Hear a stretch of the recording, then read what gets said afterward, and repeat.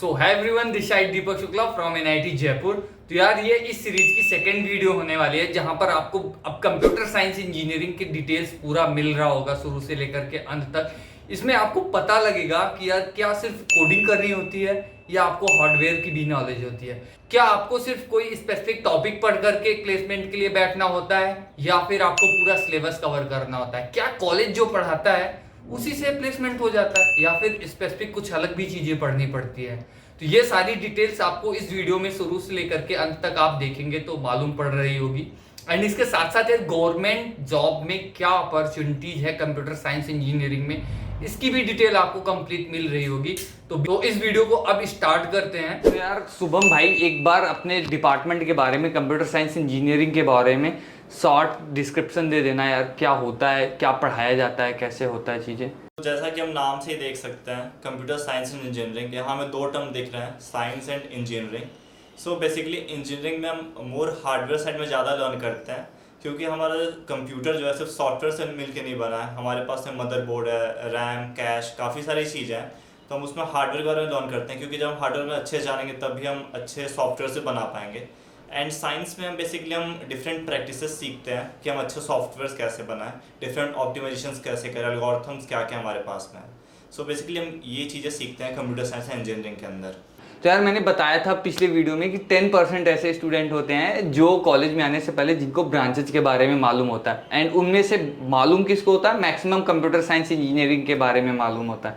And मालूम क्या होता है, वो चीज़ ये है कि यार हमको जाकर के वहाँ कोडिंग करनी होती है बस। तो क्या शुभम ये बात सही है कि यहाँ सिर्फ कोडिंग करनी है या कोडिंग के साथ साथ हार्डवेयर की भी नॉलेज आपको हो रही होती है?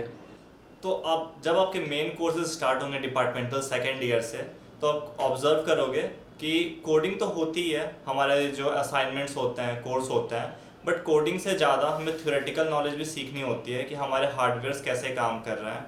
और थ्योरेटिकल प्रूविंग भी काफ़ी होती है हमारे असाइनमेंट्स के अंदर। तो सिर्फ कोडिंग ही नहीं होती, कोडिंग तो सिर्फ एक स्मॉल पार्ट है टोटल हमारे कोर्स का। ओके, आपका कोर्स स्ट्रक्चर या सिलेबस क्या होता है आपके 4 साल के दौरान? तो सेकेंड ईयर हमारे पास में वो कोर्सेज होते हैं जो हमारे बेसिक फंडामेंटल्स स्ट्रॉन्ग करते हैं सीएस के बारे में। जैसे कि हमारे डिस्क्रीट मैथमेटिक्स हो गया, लॉजिक इन कंप्यूटिंग हो गया, फिर माइक्रो प्रोसेसर्स हो गए। सो इस तरह कोर्स हमारे सेकेंड ईयर में होते हैं। फिर हम थर्ड ईयर में जब जाते हैं तो थर्ड ईयर में उसमें कोर सब्जेक्ट्स होते हैं, जैसे operating system, database management system, computer networking and security, फिर सॉफ्टवेयर इंजीनियरिंग प्रिंसिपल्स हो गए। तो थर्ड ईयर में हमारे पास में ये कोर सब्जेक्ट्स होते हैं। फिर फोर्थ ईयर में हमारे पास में डिपार्टमेंटल इलेक्टिव्स होते हैं, जिसमें machine learning, natural language processing होता है, फिर एम्बेडेड सिस्टम जैसे वायरलेस एंड एडहॉक नेटवर्क्स हमारे पास में है। सो ये हमारे फोर्थ ईयर में सब्जेक्ट्स होते हैं।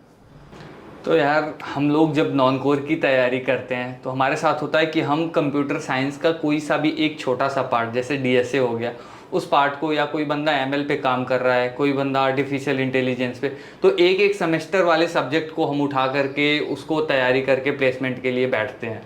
तो तुम्हारे यहाँ भी ऐसा होता है कि तुम लोग भी इन्हीं स्पेसिफिक सब्जेक्ट्स पे काम करके प्लेसमेंट के लिए प्रिपेयर होते हो या फिर पूरा सब्जेक्ट पढ़ करके ही प्रिपेयर होते हो? प्लेसमेंट से अगर हम बात करें तो प्लेसमेंट के सबसे ज़रूरी है पहले तो डेटा स्ट्रक्चर एल्गोरिथम्स। तो वो हमारे सेकेंड ईयर में होते हैं, बट उतने डीप लेवल पे नहीं होते हैं, मोस्टली वो थ्योरेटिकल होते हैं। एंड डेफिनेटली डिपेंड करता है कोर्स कोऑर्डिनेटर पर भी, बट मोस्टली अगर हम बात करें तो हम प्रूविंग सीखते हैं और काफ़ी लिमिटेड स्कोप होता है उनका। जैसे कुछ टॉपिक जैसे ग्राफ्स हैं, हम उतने वाइड लेवल पे कवर नहीं करते हैं, उतनी प्रैक्टिस भी नहीं करते हैं हमारे जो असाइनमेंट्स होते हैं। सो डीएसए की तो आपको खुद से प्रैक्टिस करनी पड़ेगी, डिफरेंट प्लेटफॉर्म्स पे जाके, जैसे लीड कोड हो गया या फिर अलग कॉम्पिटिटिव प्लेटफॉर्म हो गया, उन पे जाके। बट अगर हम कोर सब्जेक्ट्स की बात करें, जैसे database management system, networking, operating system, तो ये जो कोर्सेस हैं, ये अगर हम डिपार्टमेंटल की बात करें तो उनमें इतने अच्छे से पढ़ाए जाते हैं कि हमें सिर्फ रिवाइज करना होता है, हमें अलग से एफर्ट डालने की जरूरत नहीं होती है प्लेसमेंट के टाइम पे। सो धीरे धीरे प्लेसमेंट वर्ड आ रहा है बीच में, तो क्या यार कॉलेज जो पढ़ाता है वो प्लेसमेंट में हेल्प होती है या फिर खुद से एडिशनली पढ़ना पड़ता है प्लेसमेंट के लिए? नहीं, जैसे मैंने बताया, डेटा स्ट्रक्चर एल्गोरिथम्स के लिए तो सीएस वालों को भी इवन प्रैक्टिस आपको करनी ही पड़ेगी, सिर्फ कोर्स से आपके नहीं होगा।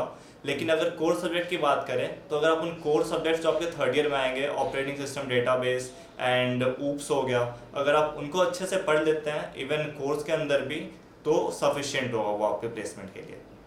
तो प्लेसमेंट आ ही गया फाइनली। तो प्लेसमेंट के बारे में बात करते हैं भाई। क्या अभी प्लेसमेंट का सिनेरियो क्या होता है कंप्यूटर साइंस इंजीनियरिंग में? क्या सभी बच्चे 30 लाख 40 लाख करोड़ वाले हैं, या फिर कुछ हम लोगों की तरह भी हैं 8-10 में ही संतुष्टि ले रहे होते हैं? बट अगर हम इन जनरल बात करें तो जनरली क्या होता है, कुछ कंपनियां जैसे एमएनसीज हैं वो थर्ड ईयर के जैसे कुछ सेकेंड ईयर के लास्ट में आ जाती हैं जो इंटर्नशिप के लिए सिर्फ आती हैं, और वो प्लेसमेंट्स के लिए नहीं आती, बट उनके सीटीसी काफ़ी हाई होता है। तो सबसे पहले अपॉर्चुनिटी तो प्लेसमेंट आपकी वहाँ होती है कि आप अच्छी इंटर्नशिप ले लो और फिर आप वहाँ अच्छा परफॉर्म करके प्री प्लेसमेंट ऑफर ले लीजिए। तो वो हो गया। फिर अगर आप प्लेसमेंट्स की बात करते हैं तो काफ़ी सारी एमएनसीज आती हैं अपने कॉलेज में जो कि काफ़ी अच्छा पैकेज देती हैं, एवो 20 भी काफ़ी सारी प्रोवाइड करती हैं। बट काफ़ी सारे स्टार्टअप्स भी आते हैं और मोस्टली स्टूडेंट का प्लेसमेंट अप्रॉक्सीमेटली 15 लाख के आसपास ही होता है, क्योंकि स्टार्टअप तो जनरली सिटी से 10 to 15 के बीच में वैरी करता है। सो अगर आप बात करें सीएससी ब्रांच की तो 40 या 30 स्टूडेंट्स का पैकेज 18 से या 18 के ऊपर वैरी करता है, बट इन जनरल मोस्टली का पैकेज 10 to 15 के बीच में ही वैरी करता है। ओके तो अब थोड़ा सा ऐसे भी स्टूडेंट्स होते हैं जो अपनी जॉब की सिक्योरिटी को देखते हैं। तो जॉब सिक्योरिटी का नाम देते ही गवर्नमेंट जॉब्स पे सब लोग ही एक बार नज़र डाल ही देते हैं। तो गवर्नमेंट जॉब के लिए कुछ है स्कोप क्या कंप्यूटर साइंस इंजीनियरिंग में? डेफिनेटली स्कोप तो है। इसरो डीआरडीओ में पोस्टिंग्स आती हैं, बट उनके लिए आपको गेट क्वालिफाई करना पड़ता है अच्छी रैंक से।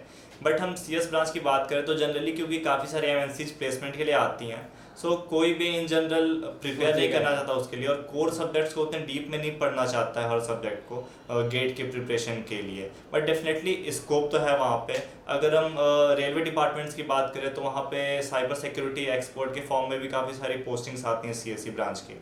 But in general mostly more than 98% लोग एमएनसीज में ही प्लेस्ड होते हैं। बेस्ट कॉलेज कौन सा है? डेफिनेटली सब जानते हैं जितने टॉप आईआईटीज़ हैं वो बेस्ट हैं सीएससी के लिए।